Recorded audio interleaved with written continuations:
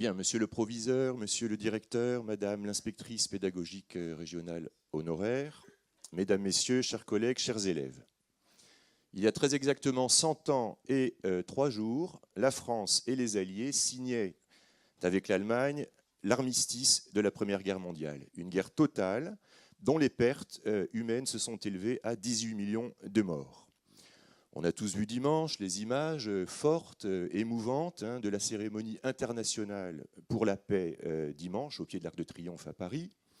Et pour commémorer cette année le centenaire de cet événement, un repère essentiel dans le parcours citoyen de nos élèves, le lycée Angelier, sur le front du Nord, ici, en réponse à un appel à projet académique lancé en avril dernier par Christine Dalbert, ici présente, le lycée Angelier a le très grand privilège de recevoir ce matin, d'accueillir ce matin Serge Bersten, professeur émérite d'histoire contemporaine à Sciences Po.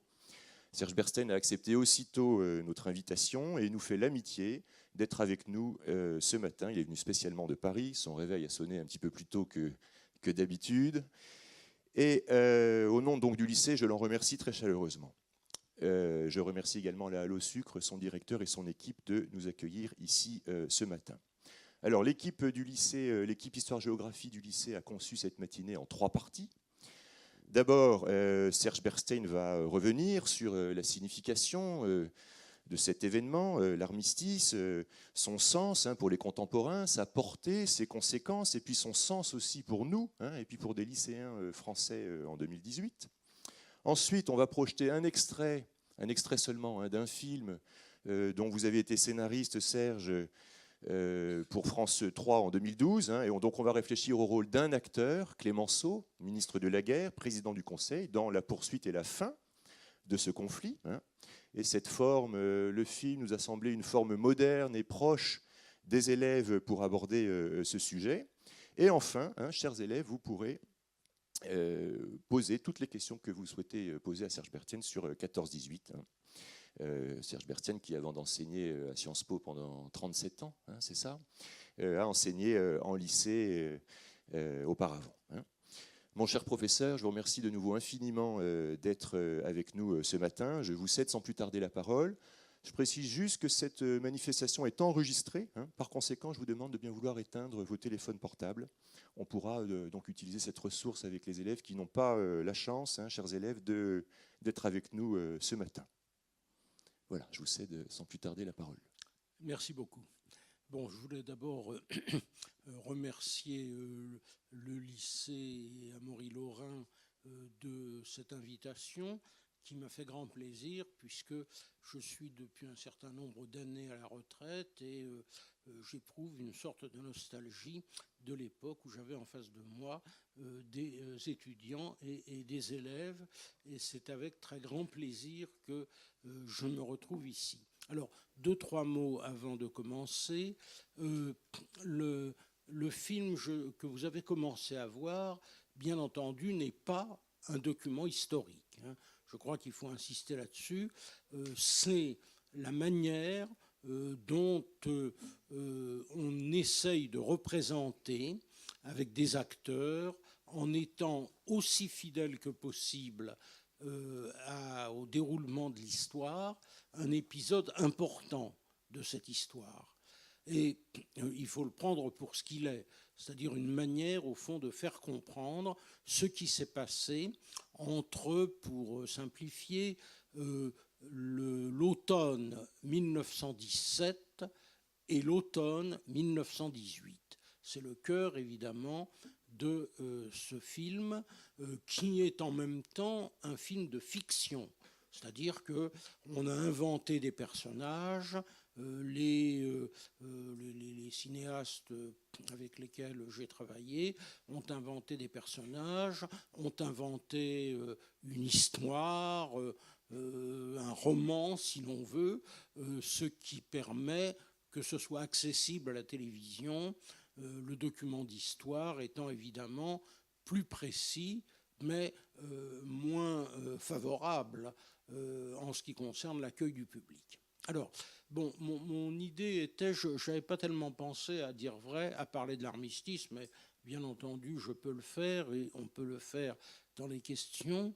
Ce sur quoi je voudrais insister, c'est quel a été, au fond, le rôle de Clémenceau dans cette année fondamentale qui est l'année automne 1917, automne 1918. Alors en gros, pour commencer, je voudrais dire qu'à l'automne 1917, si nous nous situons en novembre 1917, c'est-à-dire au moment où Clémenceau est appelé à la présidence du Conseil, la France est en train de perdre la guerre.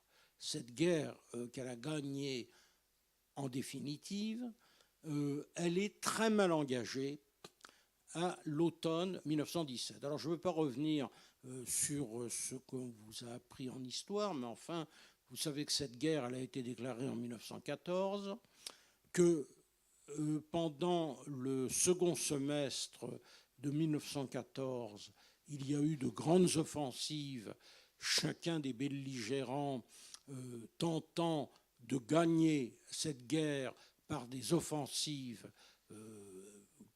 décisives. La France a lancé une offensive sur l'Alsace et la Lorraine qu'elle voulait reconquérir. Elle a échoué. Les Allemands ont lancé une offensive sur Paris qui a failli réussir et qui, au bout de quelques semaines, a été arrêtée par ce que l'on appelle la bataille de la Marne, aux portes de Paris, à 30 km de Paris, où les combats ont permis de l'arrêter.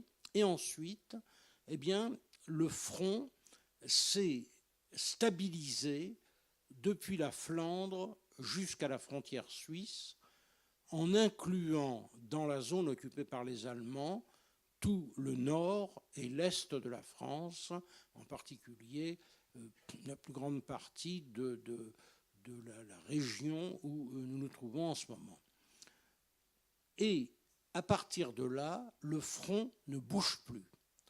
De l'hiver 1914 jusqu'à l'automne 1917, le front n'a plus bougé. Pourquoi ? Parce que, comme on vous l'a probablement dit, chacun des combattants ne veut plus perdre de terrain et par conséquent s'enterre dans des tranchées qu'il est extrêmement difficile d'attaquer, puisqu'il faut sortir de la tranchée, s'exposer au feu de l'ennemi qui vous voit arriver, et toutes les tentatives qui ont été faites pour rompre le front, pour faire bouger les choses, ont toutes échoué, mais à chaque fois en faisant des dizaines de milliers de morts. Donc, au bout de 3 ans, on peut comprendre que les opinions publiques en France comme à l'étranger se demandent que va devenir cette guerre, comment en sortir, puisque depuis 3 ans, on se massacre sans bouger, alors que le front est immobile. Et c'est dans ces conditions que l'année 1917 va être une année catastrophique pour tous les belligérants et en particulier pour les Français. Les Français, en effet, sont las de cette situation. Ils sont las de cette situation parce que presque toutes les familles ont des hommes sur le front et que le risque de mort est considérable, à la fois parce que les Allemands bombardent les tranchées françaises, comme d'ailleurs les Français bombardent les tranchées allemandes, ce qui fait énormément de morts. Et quand on tente d'en sortir, c'est ce qui se passe au printemps 1917, en avril 1917, le général Joffre, qui commandait les armées françaises, est envoyé comme ambassadeur aux États-Unis, et on nomme à sa place un autre général, Nivelle, qui décide de faire une grande offensive napoléonienne. Napoléonienne, c'est lui qui la baptise ainsi. Et par conséquent, il va jeter des milliers d'hommes dans une bataille qui va faire 80 000 morts en quelques jours avec des gains de terrain à peu près nuls. Et le résultat, quel est-il? Eh bien, il est que les soldats commencent à protester contre ces offensives où elles risquent leur vie et qui n'aboutissent à rien.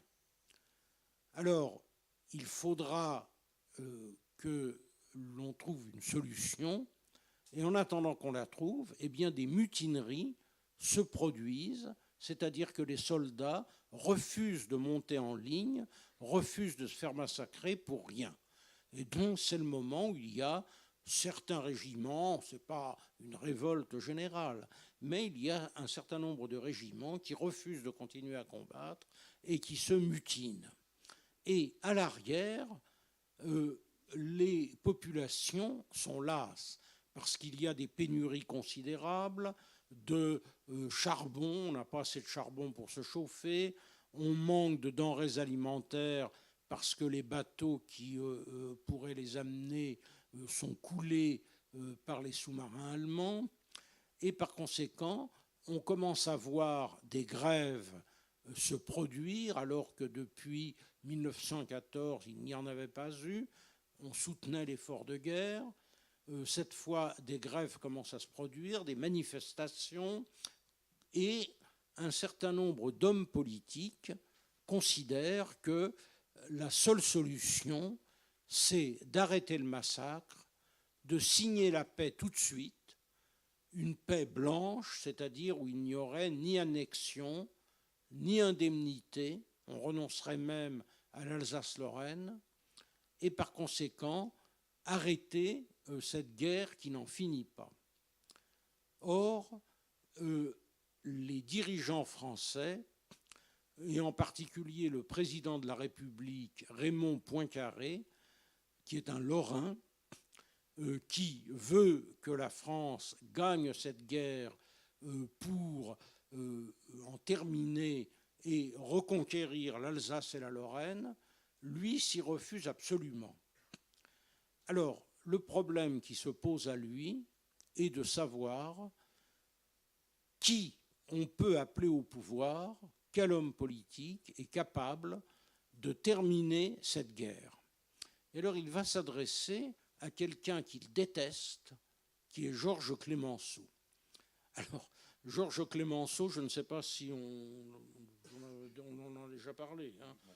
C'est un personnage assez atypique, très haut en couleur, comme on dit, c'est-à-dire qu'il a un caractère qui est même un peu caractériel, hein, peut-on le dire. Il a commencé sa carrière comme l'un des chefs de ce que l'on appelait en France, au début de la Troisième République, le Parti radical, qui était à ce moment-là l'extrême gauche de l'échiquier politique français. Et Georges Clemenceau est un homme énergique, c'est un excellent orateur, il sait entraîner son public et il est redouté pour une foule de raisons. Il est d'abord redouté au Parlement parce que c'est un polémiste qui est capable d'attaquer un gouvernement et de faire que les députés le suivent et renversent le gouvernement. Donc il a été considéré comme un tombeur de ministères, l'homme qui faisait tomber les ministères. Et c'est aussi quelqu'un qui a l'esprit caustique, ironique, qui n'hésite jamais à faire un bon mot, en particulier pour ridiculiser certains de ses adversaires politiques. Et par conséquent, il est détesté de beaucoup de monde. Et il a fait tout ce qu'il a pu en 1913 pour empêcher Poincaré d'être président de la République. Là, il n'a pas réussi. Mais du coup, Poincaré et Clemenceau se détestent. Alors Clemenceau, depuis le début de la guerre, ne cesse d'attaquer, c'est un peu son image de marque, les gouvernements, en leur reprochant de ne pas mener la guerre avec assez d'énergie. Il attaque les généraux dont il ne comprend pas pourquoi ils ne prennent pas l'offensive, et il estime que sans offensive, on ne peut pas gagner cette guerre. Et cette guerre, il veut à tout prix la gagner. Et donc Poincaré se résigne à appeler Clémenceau à la présidence du Conseil. La présidence du Conseil sous la Troisième République, c'est le poste de Premier ministre aujourd'hui, avec cette différence importante que sous la Troisième, et d'ailleurs sous la Quatrième République, c'est ce président du Conseil qui est le vrai chef du gouvernement. C'est lui qui dirige le gouvernement. Le président de la République, il est là pour faire des discours, à la rigueur, donner des conseils au gouvernement, mais c'est le chef du gouvernement qui décide. Et Clémenceau, lorsqu'il arrive au pouvoir, va effectivement décider, et décider avec tellement d'autorité qu'on l'accusera très vite d'être un véritable dictateur. À quoi il répondra, ça se voit dans le film, je ne sais pas si vous l'avez déjà vu, qu'il dépend de la confiance que lui fait le Parlement et qu'il suffit que les députés le mettent en minorité pour qu'il donne sa démission. Mais bien entendu, les députés n'osent pas le faire parce que Clémenceau est extrêmement populaire. Seulement, lorsqu'il arrive au pouvoir, il apprend une très mauvaise nouvelle. En Russie, qui est l'allié de la France, vient de se produire ce que l'on a appelé la révolution d'octobre, qui en réalité se produit au début du mois de novembre. Il y a un décalage entre le calendrier julien que les Russes emploient et le calendrier dont nous nous servons en Occident. Et cette arrivée au pouvoir des bolcheviks, c'est-à-dire de la partie extrême du mouvement révolutionnaire socialiste russe, qui viennent prendre le pouvoir au moment où Clémenceau arrive à la présidence du Conseil, n'ont qu'une idée, c'est faire une révolution mondiale, et pour cela, éviter dans un premier temps que la Russie, dont les troupes commencent à se débander, ne soit complètement rayée de la carte. Donc les bolcheviks vont en Russie négocier avec les Allemands une paix séparée, alors que la guerre continue à l'ouest, et cette paix séparée va avoir pour conséquence de permettre aux Allemands de retirer une bonne partie de leurs troupes de Russie pour les envoyer sur le front de l'Ouest, c'est-à-dire contre les Français et les Anglais. Et au moment où Poincaré arrive au pouvoir, on est par conséquent dans cette situation extrêmement difficile d'un front bloqué, des mutineries dont je vous ai parlé, des manifestations, des tendances à signer une paix immédiate et du risque de voir l'armée allemande considérablement renforcée à l'ouest par les troupes qui viennent de l'est et par conséquent pouvoir l'emporter. Alors, dans ces conditions, l'année 1917, de novembre 17 à novembre 18, c'est une année complètement décisive, où on joue en quelque sorte à quitte ou double. Parce que d'un côté, les Français et les Anglais attendent le secours des Américains. Les Américains sont entrés en guerre tardivement, en avril 1917 seulement. Et ils préparent leurs troupes, ils préparent le matériel de guerre qu'ils vendent d'ailleurs aux Occidentaux, et ils entraînent leurs troupes de manière à ce que celles-ci puissent venir épauler les Anglais et les Français. Et les Allemands n'ignorent pas qu'à partir du moment où les Américains seront là, il y aura une énorme supériorité numérique et une énorme supériorité en matériel du côté des Anglais et des Français, renforcés par les Américains. Et donc l'idée, ça va être de gagner la guerre pour les Allemands à tout prix, en se servant de la supériorité que leur donne le retour des troupes de l'Est et avant que les Américains n'arrivent en France. Et c'est cette période-là où Clémenceau va avoir à la fois à se battre à l'intérieur et à l'extérieur pour essayer de gagner cette guerre. Alors à l'intérieur, il fait d'abord exécuter un certain nombre de traîtres réels qui ont été démasqués et qui donnaient des renseignements aux Allemands. Donc il y a un certain nombre de cas de trahison qui sont révélés et qui vont se terminer devant le peloton d'exécution.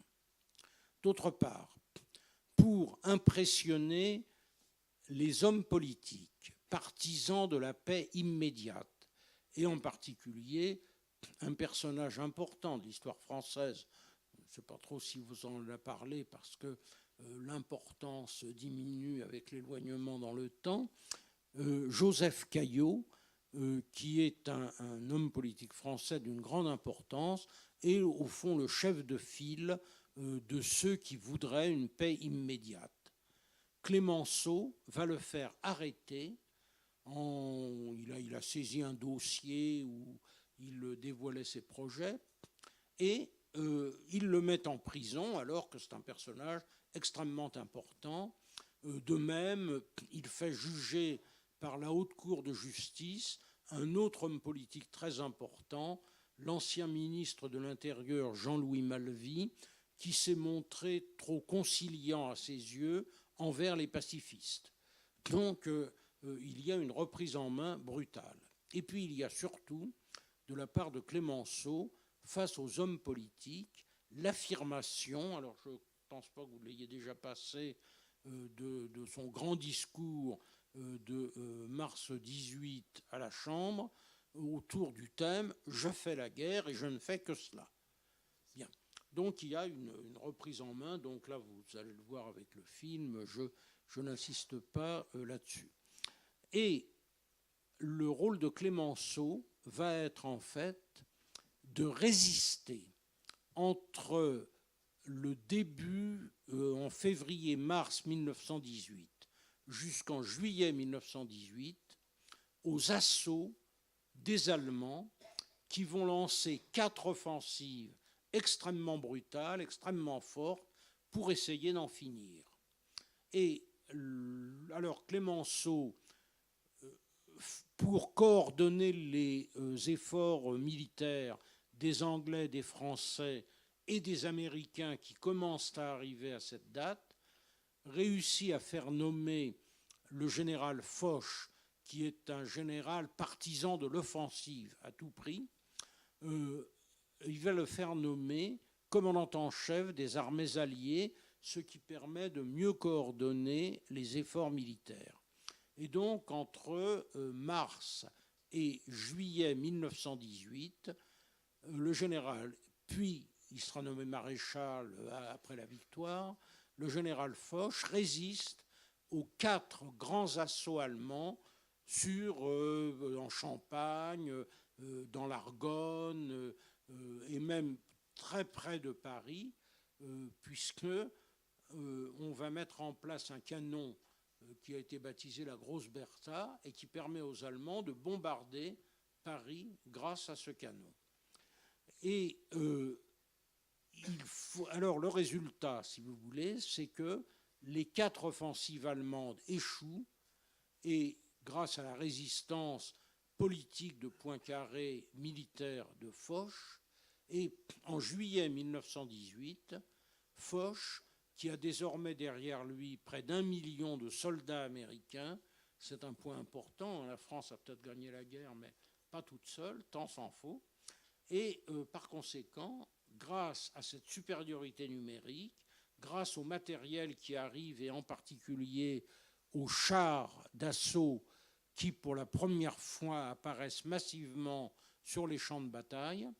En juillet 1918, la dernière offensive allemande est arrêtée par Foch, qui lance aussitôt une contre-offensive. Et à partir de juillet 1918, l'idée que l'Allemagne va perdre la guerre va désormais s'imposer. Les Allemands reculent et l'état-major allemand va demander au gouvernement allemand de solliciter un armistice sur la base des idées du président Wilson, c'est-à-dire une paix fondée sur le droit et la justice, et vont presser le gouvernement, les dirigeants militaires allemands vont presser le gouvernement de signer cet armistice avant que l'armée allemande ne s'effondre. Ce qui effectivement va se produire. Alors vous le verrez, Clémenceau et Poincaré ne sont pas d'accord sur la fin de la guerre. Poincaré, appuyé par Foch d'ailleurs, voudrait envahir l'Allemagne pour qu'il y ait une défaite incontestable, mais Clémenceau s'y refusera en disant qu'on ne va pas tuer un homme de plus pour terminer la guerre, et donc l'armistice sera signé le 11 novembre 1918.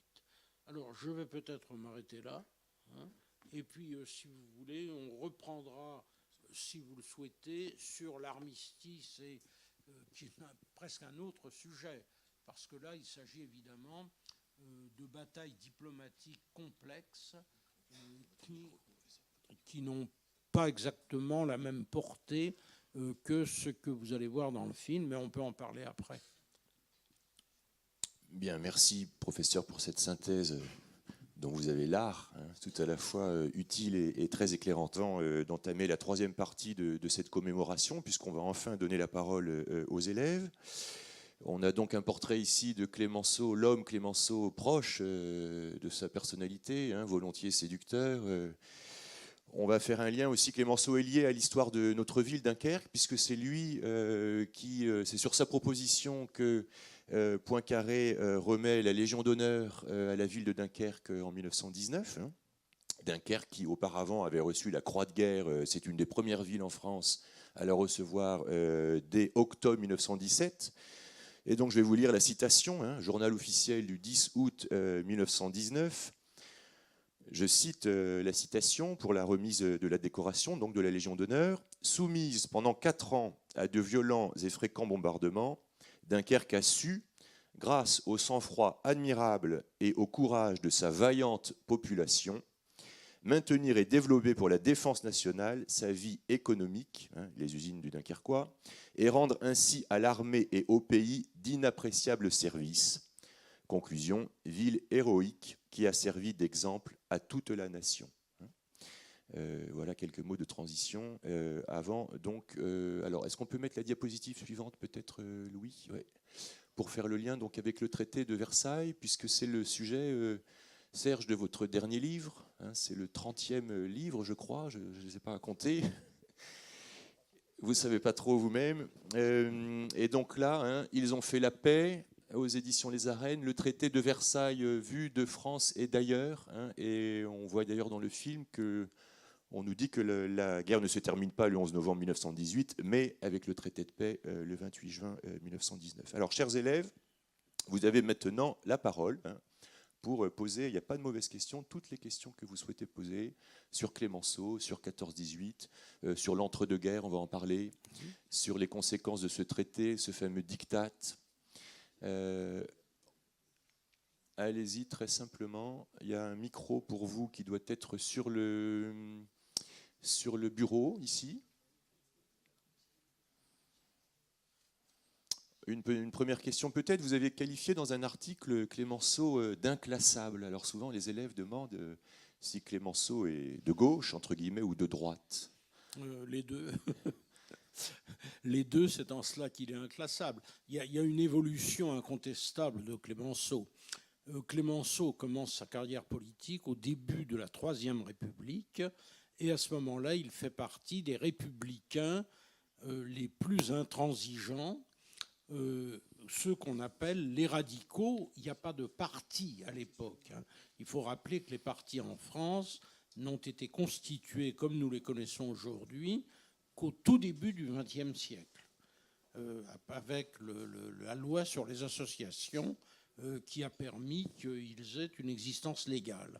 Alors ce qu'on appelle un parti politique avant 1900, c'est une tendance de l'opinion qui est représentée par des journaux, par des députés, des sénateurs, des maires, des associations, comme par exemple les comités de lecture qui étaient extrêmement répandus à la fin du XIXe siècle. Et Clémenceau représente dans cette nébuleuse extrême, comme on l'appelle à l'époque, effectivement, l'extrême gauche, à une époque où, pendant des années, le socialisme est encore banni de la vie politique française après le rôle qu'il a joué, qu'ont joué les gens qui se disaient socialistes, dans l'insurrection de la Commune. Et par conséquent, les dirigeants de l'extrême gauche ont fui en Belgique, en Angleterre, etc.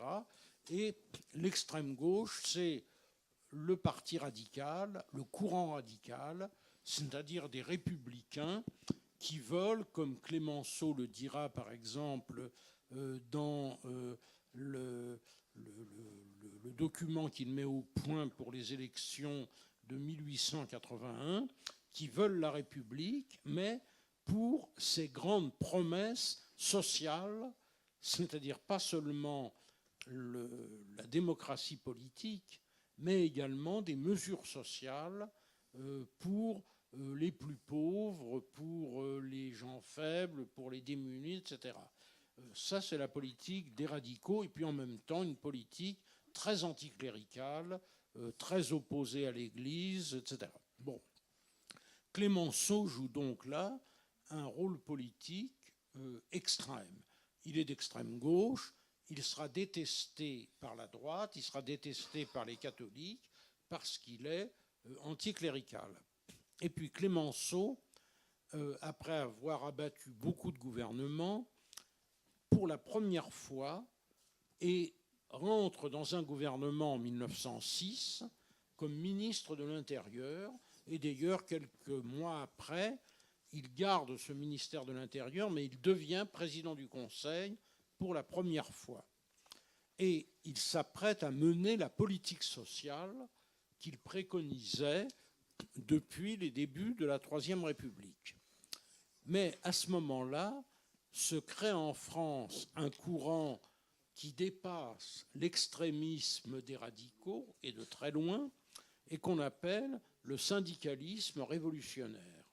C'est le moment où se constituent les syndicats, où se crée la Confédération générale du travail, la CGT, et cette Confédération générale du travail se fixe comme objectif de renverser la République bourgeoise pour créer une république selon les vues des anarchistes de l'époque, c'est-à-dire de petits groupes qui se gouverneraient eux-mêmes.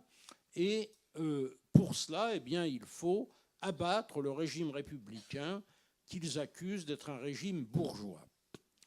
Clémenceau, ministre de l'Intérieur et président du Conseil, va donc défendre l'ordre républicain en luttant contre ce syndicalisme révolutionnaire.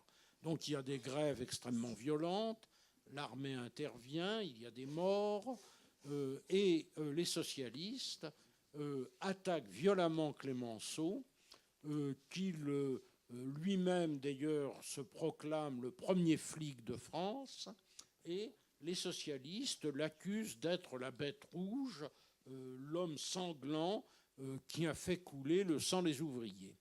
Donc il est détesté aussi par les socialistes. Beaucoup de gens le détestent, hein. Je pense que vous l'avez compris. L'homme sait attirer sur lui les haines et les colères, et par conséquent, il est difficile à classer. il est d'extrême gauche au départ. Ensuite, on voit plutôt en lui un homme d'ordre.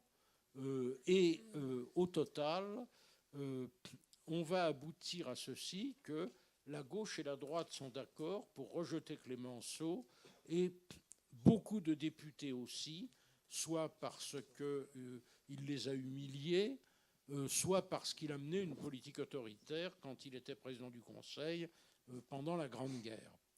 Donc un homme incontestablement difficile à classer, ni de gauche ni de droite, et lorsqu'il se présentera, alors il en était un peu question à la fin de ce film, à la présidence de la République en 1920, pour remplacer Poincaré qui a terminé son mandat, eh bien il aura contre lui la majorité des députés de gauche ou de droite, tous ceux qu'il a humiliés, etc.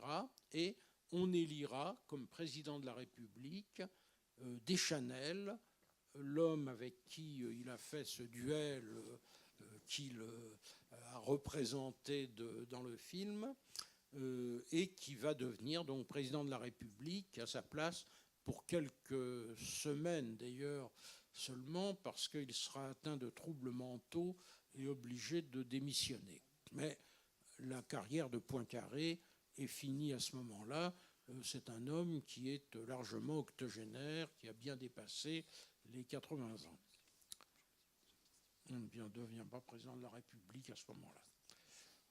Les coups de griffe de Clemenceau, le tigre, sont craints, sont redoutés.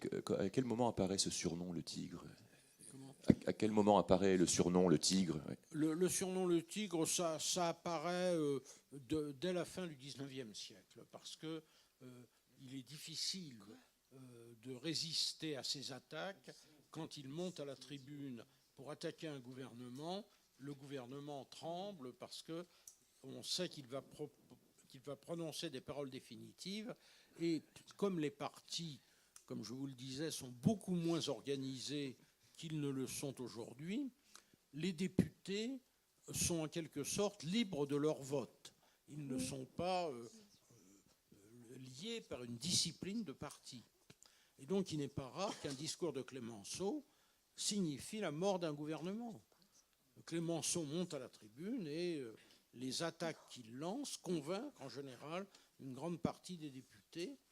Donc c'est un tombeur de ministère, c'est quelqu'un qui à la fois s'est montré un homme de gouvernement extrêmement énergique et puis un opposant extrêmement redoutable, et d'autant plus redoutable que, comme le montrait le film, lorsque un député s'estime injurié, à cette époque-là, on provoque en duel l'homme qui l'a insulté.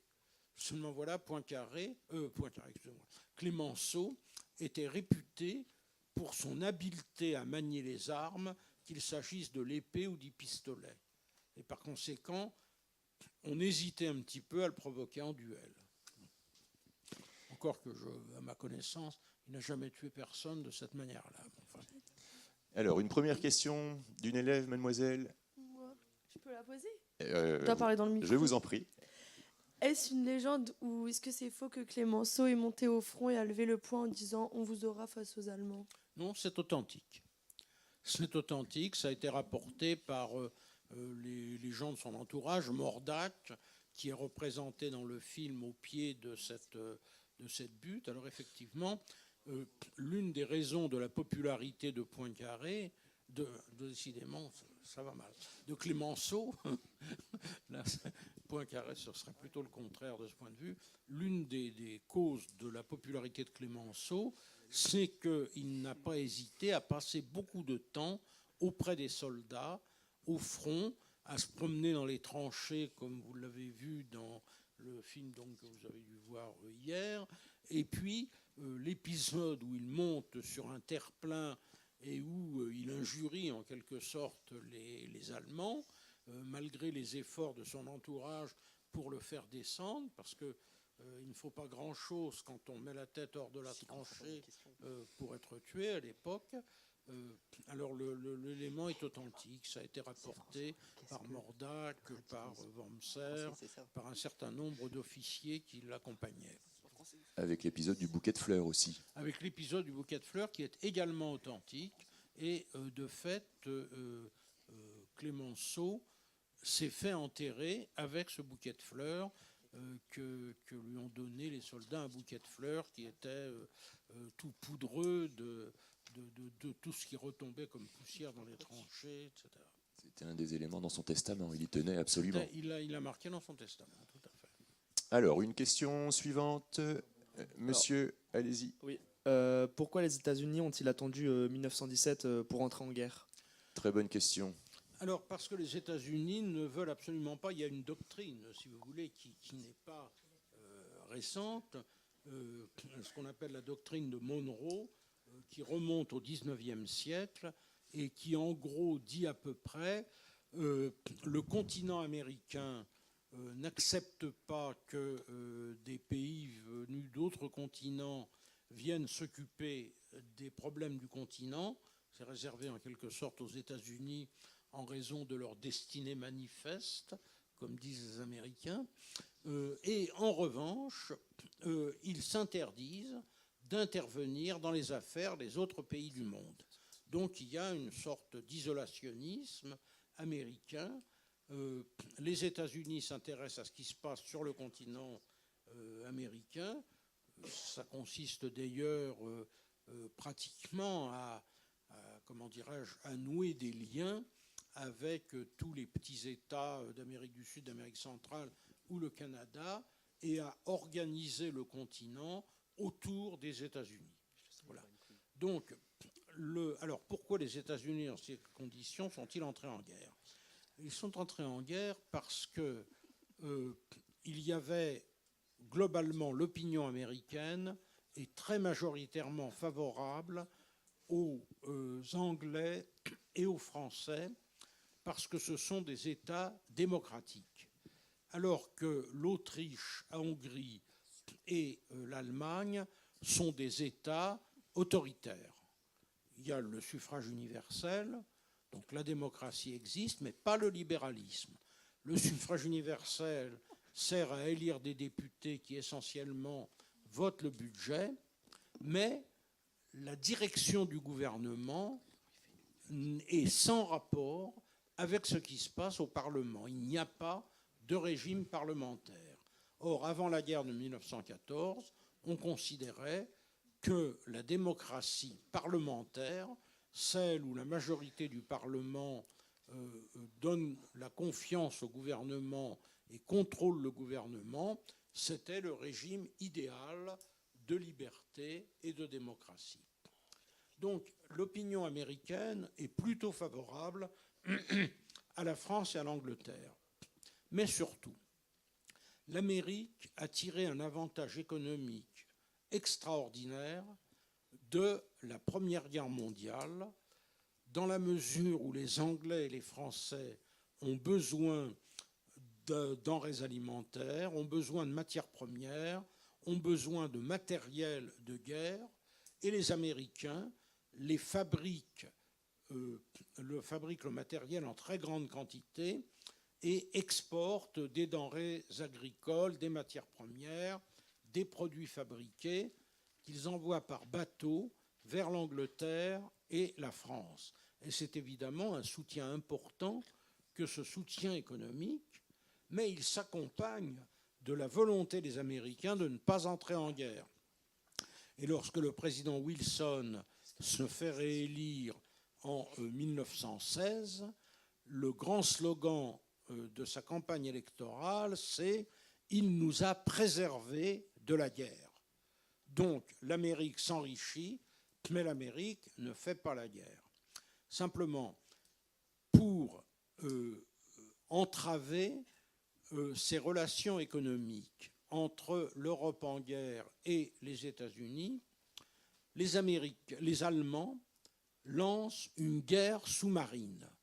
C'est-à-dire qu'ils ont des sous-marins, et ces sous-marins coulent non seulement les navires anglais et français, mais éventuellement les navires américains qui apportent des matières premières, etc., tous les éléments dont ont besoin les Anglais et les Français.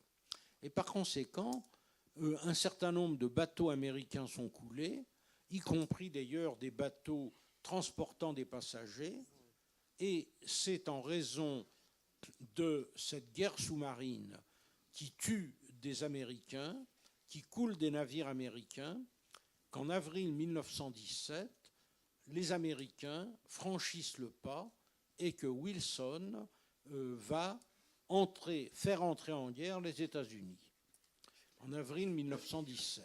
Et il va falloir pratiquement une année jusqu'en avril 18, où vous avez dû voir dans le film l'arrivée des premiers Américains, que cette aide américaine, qui va être décisive, arrive en France pour combattre.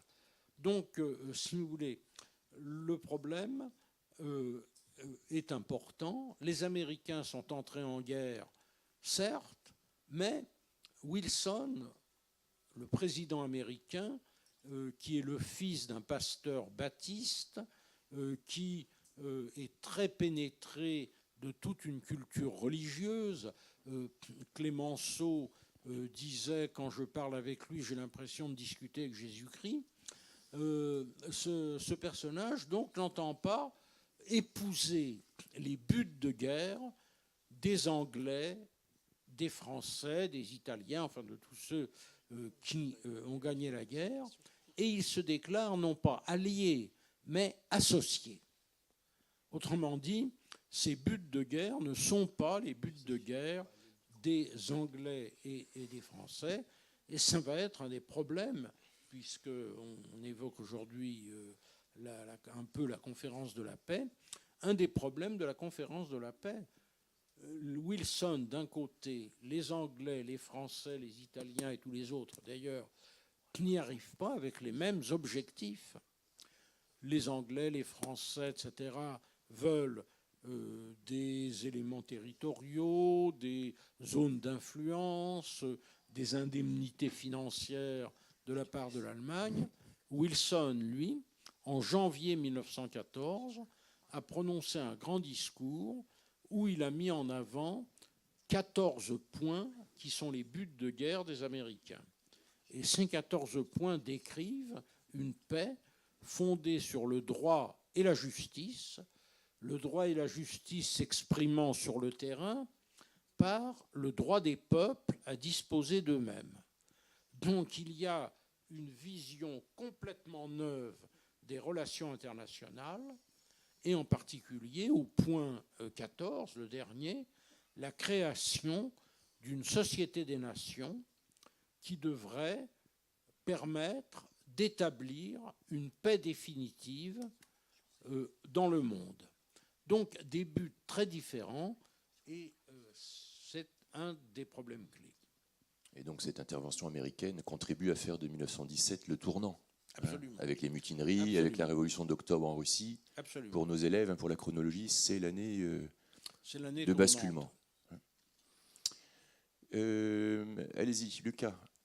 Qu'est-ce que vous pensez de la déclaration du président de la République sur sa crainte de revenir à une Europe de 1930 ? Alors écoutez, j'ai eu l'occasion de l'exprimer à la demande d'un journal. On ne revient pas à l'Europe de 1930. Je veux dire que il ne faut pas considérer l'histoire comme une science exacte.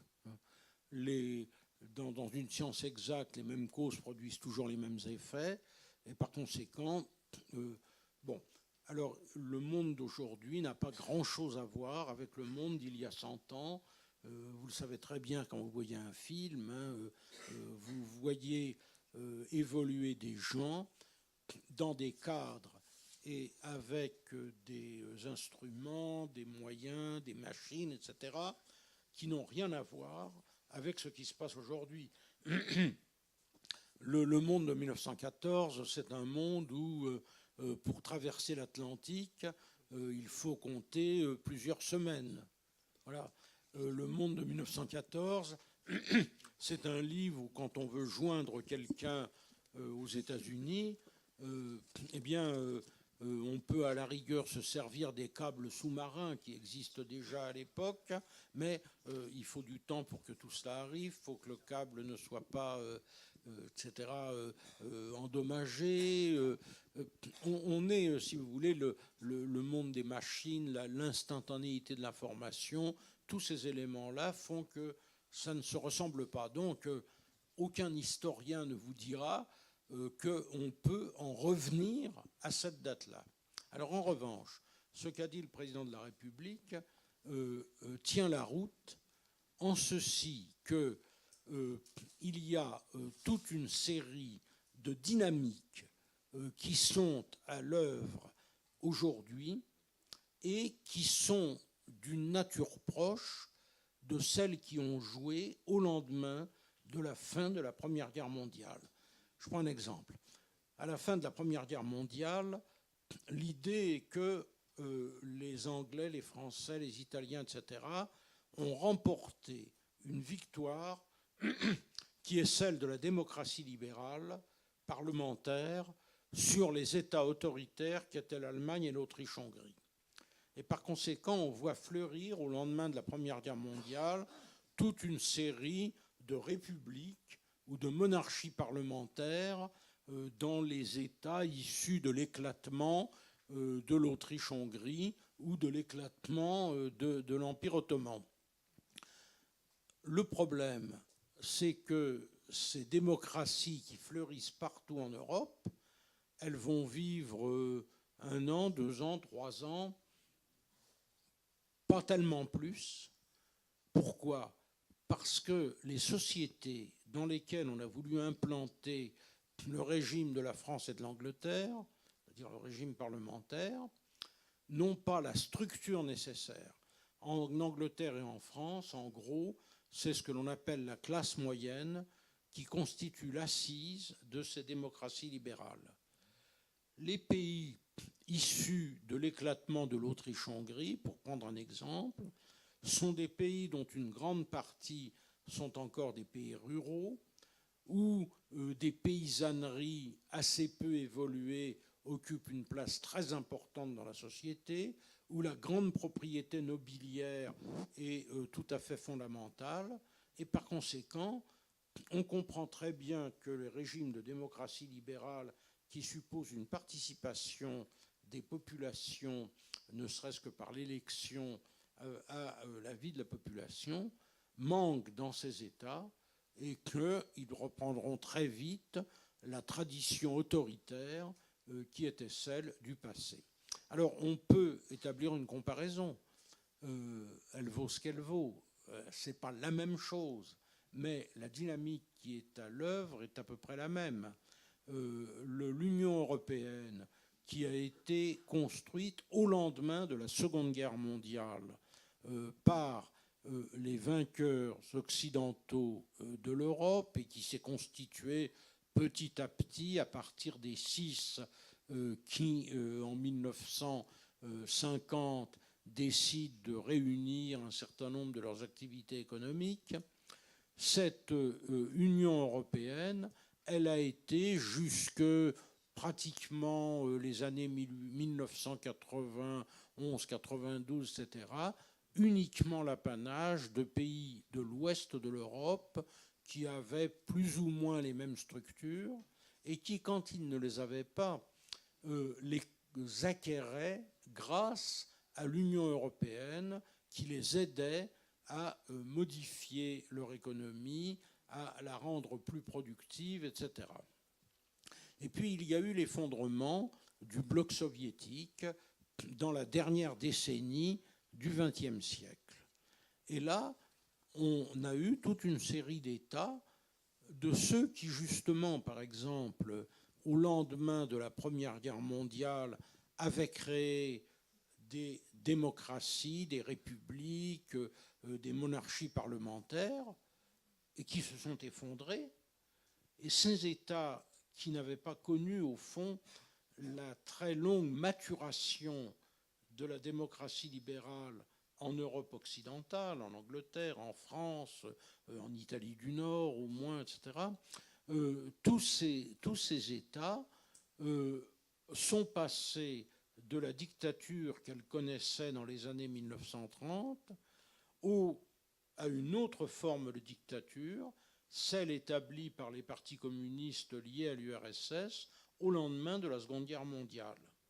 Et l'effondrement de l'URSS, eh bien, les a rendus à une possibilité de démocratie libérale, sauf que leur population, leur économie, etc., n'étaient pas au même niveau. Alors, en théorie, on ne devait adhérer à l'Union européenne qu'à condition de remplir un certain nombre de conditions économiques, sociales, juridiques, politiques, etc. Mais pour aider ces États à entrer dans cette voie démocratique, on a accepté, quand bien même ils ne remplissaient pas les conditions que les autres avaient dû remplir, de les faire entrer dans l'Union européenne. Et puis on s'aperçoit actuellement que pour un certain nombre d'entre eux, eh bien au fond, les qui ont adhéré souvent à l'Union européenne, parce que c'était la condition d'être politiquement protégés par l'OTAN, 2, parce qu'il y avait une aide économique qui permettait de développer les infrastructures, etc., n'acceptent pas d'aller jusqu'au transfert de souveraineté qui sont indispensables dans le système politique qui est celui de l'Union européenne. Et donc, vous savez très bien, je pense que vous avez entendu ça à la radio ou à la télévision, que des États, par exemple, comme la Pologne ou comme la Hongrie, qui sont quand même de grands pays en Europe, eh bien, n'acceptent pas les règles, par exemple, de l'indépendance de la justice, qui sont fondamentales dans l'Union européenne. Donc on peut considérer qu'il y a à l'œuvre des dynamiques. Pour le moment, on ne sait pas où ça va mener. Un historien, par définition, ne lit pas l'avenir, c'est dommage. Enfin, il essaye quelquefois de l'imaginer, mais il n'est pas sûr de gagner à tous les coups.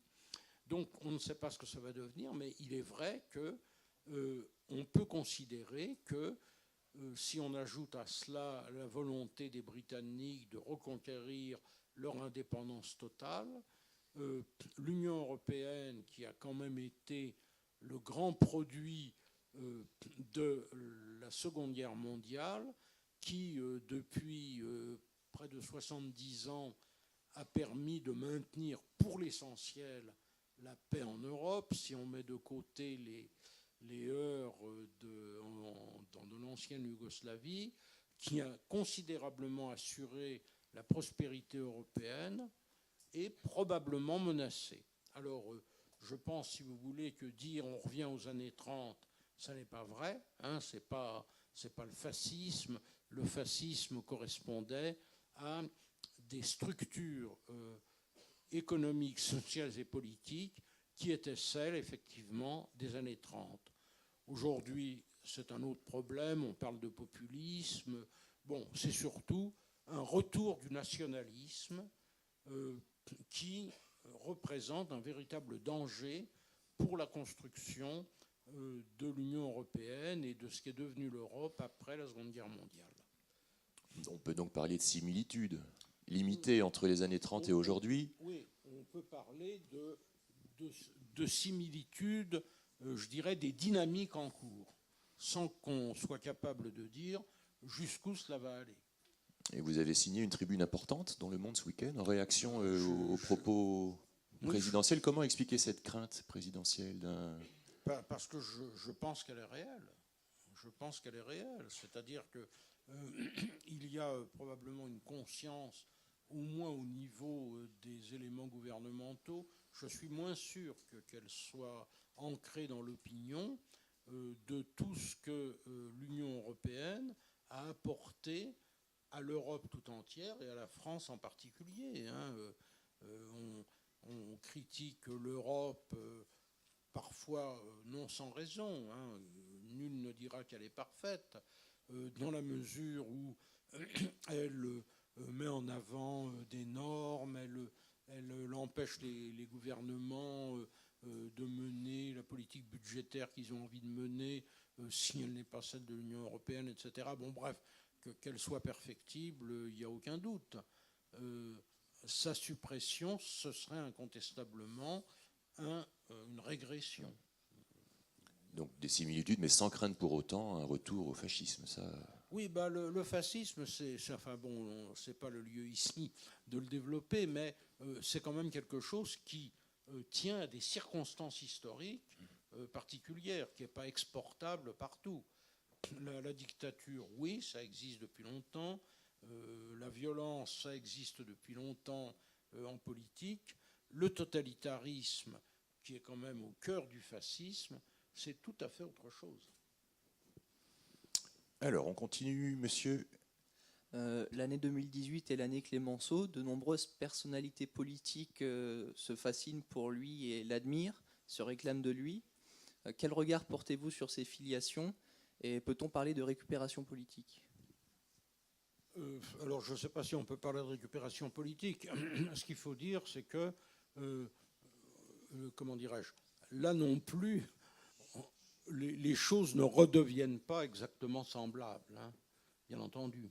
Alors, en quoi est-ce qu'on se réclame tout à coup de Clémenceau, puisque effectivement, vous avez raison de dire, il y a eu un Premier ministre dans le quinquennat précédent qui se réclamait de Clémenceau, et l'actuel président de la République se réclame de Clémenceau. Qu'est-ce qu'on veut dire dans ce cas-là ? On veut dire mener une politique décidée et énergique. Voilà. Donc, si vous voulez, c'est, je crois, une espèce de label qu'on colle sur Clémenceau. L'homme était plus complexe que cela. C'est le courage, finalement, qu'on retient de lui. Oui, c'est ça. Le courage de prendre des décisions et le fait de ne pas céder aux pressions. Vous, par exemple, dans le film, dans ce que vous avez vu, je pense, hier, on représente Clémenceau après son discours « Je fais la guerre » en discussion avec un dirigeant socialiste, Renaudel, et avec un dirigeant radical, Franklin Bouillon, qui l'attaque en disant oui, vous faites la guerre avec le sang des hommes, etc. Il vaudrait mieux faire la paix. Et de ce point de vue-là, Clémenceau, évidemment, résiste. Hein, c'est-à-dire, il dit, si vous n'êtes pas content, vous me renversez.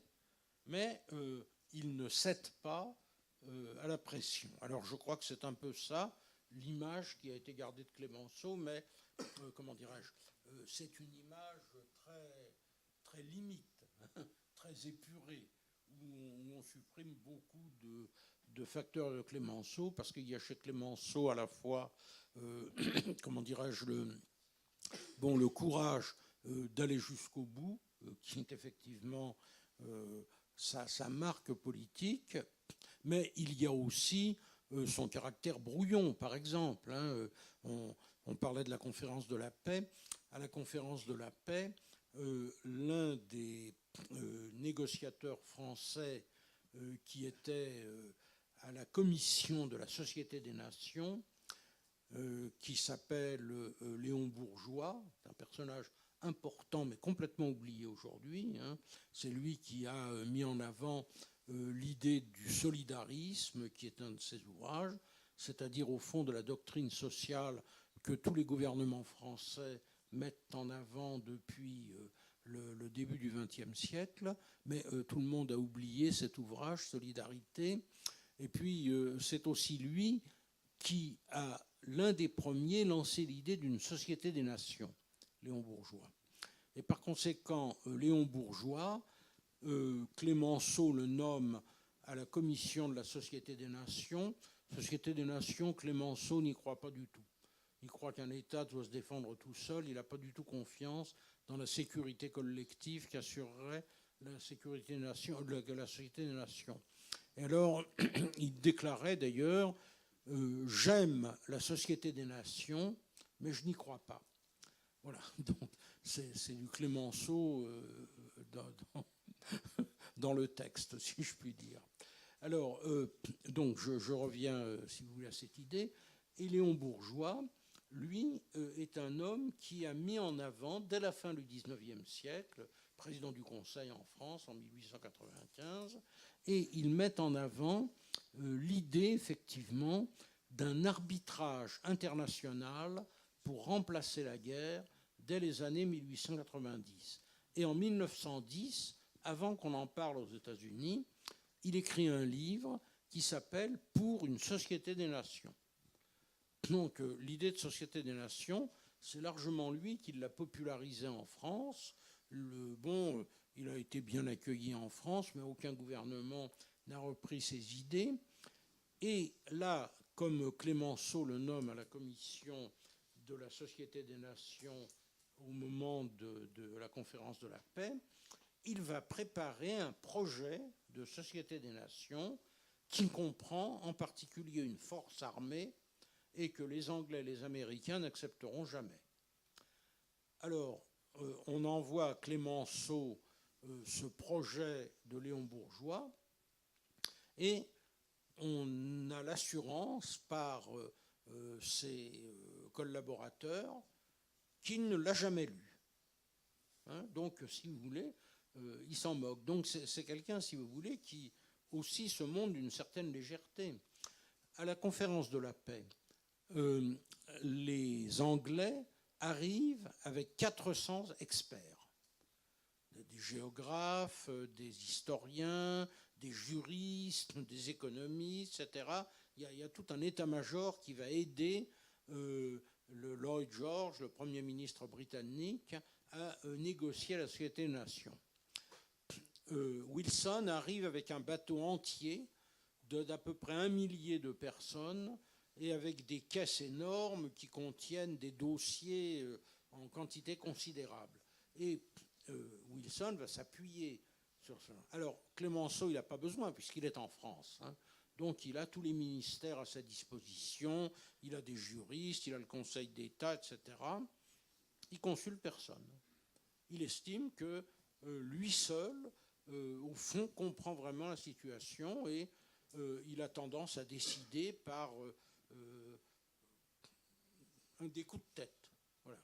Donc, si vous voulez, il faut voir l'autre aspect aussi de Clémenceau qu'on ne vous présente pas trop là, si vous voulez, dans le film.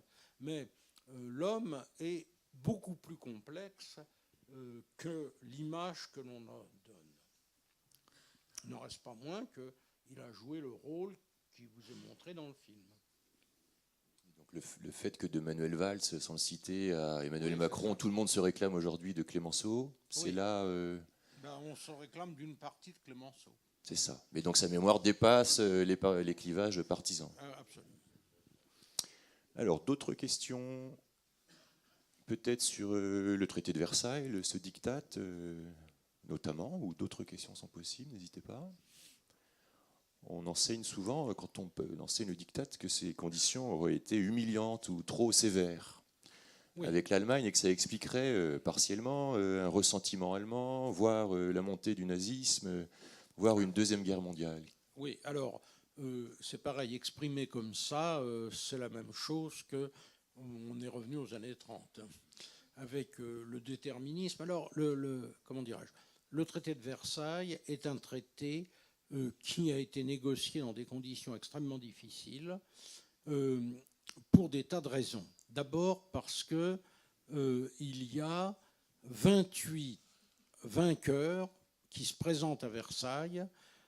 Alors, ils n'ont pas tous participé vraiment à la guerre, ou alors ils y ont participé dans leur coin, comme les Japonais, dont la guerre a consisté à prendre les îles allemandes du Pacifique, et puis c'est tout, ils ne sont pas intervenus davantage. Bon. Donc il y a 28 vainqueurs, et même si on ajoute les Dominions britanniques qui auront droit à leurs délégués, 32. Alors comment faire avec 32 délégations pour régler tous les problèmes mondiaux, parce que c'est à peu près ça qui se passe à Versailles et à Paris, où ont lieu les négociations. La tâche est absolument immense, et les dirigeants des principaux États se demandent comment va-t-on pouvoir faire. C'est un premier point. Alors, on estime qu'il faut par conséquent créer des commissions. Donc on crée toute une série de commissions. Et puis on dit, après tout, on a déjà l'exemple d'une grande conférence internationale, c'est le Congrès de Vienne réuni après l'effondrement de l'Empire napoléonien. Et comment ont-ils fait? Alors, la comparaison est apparemment séduisante, elle s'arrête là. Au Congrès de Vienne, il y a 5 États qui sont présents. Hein, la Prusse, l'Autriche, la Russie, le Royaume-Uni et la France, qui est amenée à négocier avec ses vainqueurs. À Versailles, ça va être tout à fait différent. D'abord parce que Clémenceau ne veut pas que les vaincus soient admis à négocier avec les vainqueurs. Il estime qu'ils ont été vaincus et que par conséquent, c'est, vous savez, malheur aux vaincus, la vieille tradition historique que Clémenceau met en avant. Alors, Wilson n'était pas d'accord, il aurait bien voulu que les Allemands participent, mais on fait remarquer aussi qu'on ne peut pas faire participer la Russie, puisqu'on ne sait pas qui va gouverner en Russie. C'est le moment de la révolution bolchevique, il y a la guerre civile, on ne sait pas qui gouverne exactement, et puis les Russes ont autre chose à faire que de s'occuper du reste du monde. De toute façon, ils veulent répandre la révolution. Donc, si vous voulez, on est en face de gens qui se réunissent avec des milliers de personnes, des tonnes de documents, des problèmes mondiaux à résoudre, problèmes mondiaux que même une partie de leurs experts n'arrivent pas vraiment à cerner, et que, de surcroît, sur le terrain, les combats se sont arrêtés à l'ouest, mais pas à l'est. À l'est, les combats continuent. Les corps francs allemands luttent dans les pays baltes contre les Baltes qui veulent leur indépendance. Ils luttent en Silésie contre les Polonais. Les Polonais essayent d'arracher le maximum de territoire, et en particulier aux Russes qui sont affaiblis par la Révolution. Et par conséquent, les combats vont continuer jusqu'en 1923. Ce n'est qu'en 1923 que la frontière entre la Pologne et la Russie sera établie, et en mangeant un gros morceau de l'Ukraine et de la Biélorussie qui deviendront polonaises jusqu'à la Seconde Guerre mondiale, et d'autre part, en Asie mineure, l'empire turc que les Français et les Anglais se sont partagés pour l'essentiel va se rebiffer, et le général Mustafa Kemal va reprendre l'offensive, reconquérir une grande partie, toute l'Anatolie, et même une grande partie de la Thrace, au-delà donc du Bosphore, et faire signer le traité de Lausanne en 1923, qui raye le traité de Sèvres qui avait réglé. Donc ça se passe au milieu des combats, ça se passe dans une situation où les plénipotentiaires ne savent pas ce qui se passe sur le terrain, et puis ça se passe par un affrontement, finalement, entre ce qu'on a appelé l'égoïsme sacré, c'est-à-dire les pays vainqueurs qui entendent tirer les avantages de leur victoire, et le président Wilson, plus ou moins appuyé par les Anglais qui ont eu tout ce qu'ils voulaient avant que ne s'ouvre la conférence de la paix, qui veut une paix fondée sur le droit et la justice et la création de la Société des Nations. Donc ça se passe dans des conditions extrêmement difficiles, extrêmement compliquées. Alors, le résultat n'est pas très brillant. Il ressemble tout de même plus à une Europe des nationalités qu'avant la Première Guerre mondiale, sauf que les nouveaux États qui ont été créés, et en particulier dans les territoires qui appartenaient à l'Autriche-Hongrie, ont chacun un tiers de leur population constituée d'ethnies allogènes qui s'estiment brimées par l'ethnie majoritaire. La Tchécoslovaquie, par exemple, les Slaves du Nord, l'État des Slaves du Nord, les Slovaques n'ont pas vraiment voix au chapitre. Ce sont les Tchèques qui dominent la Tchécoslovaquie. Ce qu'on a appelé, à partir de 1929 seulement, la Yougoslavie, qui est en réalité la Serbie d'avant la Première Guerre mondiale, mais qui a pris tous les États des Slaves du Sud, n'est dominé par les Serbes, et les Croates, les Bosniaques, les Macédoniens, etc., s'estiment écrasés par les Serbes. Donc, le résultat de Versailles est considéré comme un résultat décevant. Alors, est-ce que ça a conduit à la Seconde Guerre mondiale ? Je trouve que c'est faire preuve, ça a joué un rôle, que je ne conteste pas, mais je trouve que c'est faire preuve d'un déterminisme historique, puisque 20 ans après la signature du traité de Versailles, on a une nouvelle guerre mondiale, c'est que l'une découle de l'autre, ce qui me semble, comment dirais-je, une liaison assez peu historique. Parce qu'entre-temps, il s'est tout de même passé beaucoup de choses. Il s'est par exemple passé le fait qu'entre 1924 et 1929, où il y a un apaisement des tensions en Europe, il y a une conciliation franco-allemande qui aurait pu, au fond, fonctionner, pourquoi pas, comme ça a été le cas après la Seconde Guerre mondiale.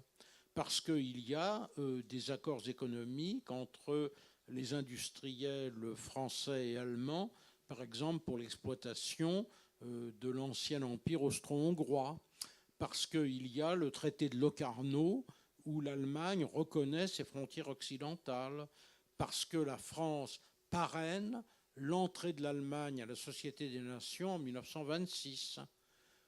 Un ensemble de faits qui, pourquoi pas, auraient pu produire le même effet que ce qui s'est passé après la Première Guerre mondiale. Alors, qu'est-ce qui a changé ? Entre-temps, il y a quand même la grande crise économique et tout ce que ça représente, qui va pousser les Allemands à rejeter ce régime de la démocratie libérale dont ils estiment qu'elle leur a été imposée par les vainqueurs, et qui va effectivement faire rejouer quelques-uns des éléments de la frustration allemande, puisqu'ils n'ont pas été associés aux négociations et qu'on leur a imposé un traité dont ils ne voulaient pas et qui est lourd de toute une série de sanctions, dirait-on aujourd'hui, d'ordre économique, politique et même moraux, puisqu'il y a ce fameux article 231 du traité de Versailles qui déclare, pour justifier les réparations qu'on demande à l'Allemagne, que l'Allemagne est responsable pour les avoir causées de toutes les destructions et de tous les malheurs que l'Europe a subis du fait de son agression. Et donc cet article 231 est que les Allemands ont dû signer, et dans des conditions épouvantables qui sont rappelées dans le livre par l'historien allemand Gerd Krummaisch, c'est-à-dire que quand on a fait signer les Allemands, on a installé en face d'eux un certain nombre de gueules cassées, de mutilés de guerre, avec ce spectacle horrible que Clémenceau a voulu d'ailleurs, et qui effectivement montre l'ampleur du drame qu'a été la guerre, dont l'Allemagne est donc, par l'article 231 qu'elle a dû signer, déclarée unique responsable. Voilà. Alors ça, c'est le fameux diktat qui a rendu les Allemands irréconciliables et qui rejoue effectivement, parce que l'un des grands arguments de Hitler, et qui va expliquer en partie son ascension, c'est qu'il entend laver la honte de Versailles. Voilà. Et c'est un élément qui a beaucoup joué, parce que c'est ce qu'une grande partie de la population allemande a ressenti de ce traité. avec en 40 la signature dans le même wagon, du même train, Absolument. de la Clairière de Rotonde. Voilà. Et les Allemands ont recherché à ce moment-là l'original du traité de Versailles pour le brûler solennellement, sauf que les archivistes français l'avaient fait disparaître. Et alors tellement disparaître qu'on ne l'a jamais retrouvé. On n'a pas l'original du traité de Versailles. Ce qu'on possède, si vous voulez, c'est des photographies de cet original qui ont été reliées en livres et qui ont été distribués à chacun des participants, à chacun des délégués.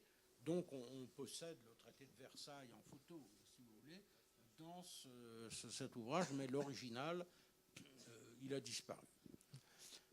Alors si quelqu'un a envie de faire une enquête, il y a un travail à faire là. Alors, j'ai promis à Béatrice qu'on libérerait nos élèves à midi précis, parce qu'ils ont des contraintes de transport. Il nous reste donc 4-5 minutes. Est-ce qu'un ou une élève a une dernière question, mademoiselle? Alors oui, je n'ai pas une question à poser, mais j'ai plutôt un conseil à vous demander. Alors nous sommes ici des lycéens qui veulent intégrer Sciences Po. Donc quel conseil pourrez-vous nous donner pour intégrer cette école? Il n'y a pas d'autre conseil que de réussir les épreuves de l'examen d'entrée à Sciences Po. Donc, il est quand même prudent, si vous voulez, de faire une préparation. De faire une préparation parce que jadis, à l'époque où il m'est arrivé de présider cet examen d'entrée, c'était les programmes de première et de terminale qui constituaient le corpus en histoire, en tout cas, puisqu'il y a les autres épreuves, hein, bien sûr, la culture générale, les langues, il faut être fort en langue vivante, il y a une note éliminatoire. Voilà. À cette époque-là, c'était simple. Alors maintenant, je constate quand même qu'entre les exigences que l'on a comme connaissance en histoire, hein, je ne parle que de l'histoire, je ne sais pas ce que sont devenues les autres disciplines, l'écart n'a cessé de s'accroître entre les programmes de première et de terminale, ceux dont vous êtes, et ce que l'on attend comme connaissance et comme capacité d'analyse, parce que c'est ça hein, qu'on vous demande, avoir suffisamment de connaissances et puis être capable de leur donner sens dans le travail que l'on vous demande. Ce sont ces qualités qui sont demandées à l'examen d'entrée et votre intérêt est quand même de faire une préparation parce que je ne suis pas sûr, si vous voulez, que même un bon programme de terminale soit suffisant. Mais enfin, il faut au moins que vous maîtrisiez très bien ce type de programme. Et la lecture de vos manuels, hein, votre histoire du XXe siècle, avec Pierre Milza, est une bonne base il y a d'autres manuels de départ. Qui peuvent se lire aussi. Voilà. Bien, je pense qu'au nom du lycée Angelier, on peut toutes et tous remercier très chaleureusement Serge Berstein.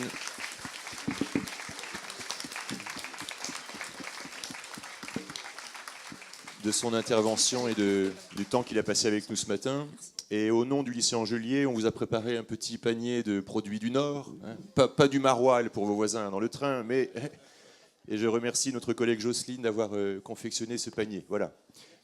Les élèves sont libérés et on se retrouve. Alors je précise juste qu'en partenariat avec la librairie, le dernier ouvrage de Serge Berstein est en signature à la sortie de l'auditorium. Hein, quelques exemplaires si vous le souhaitez. Merci.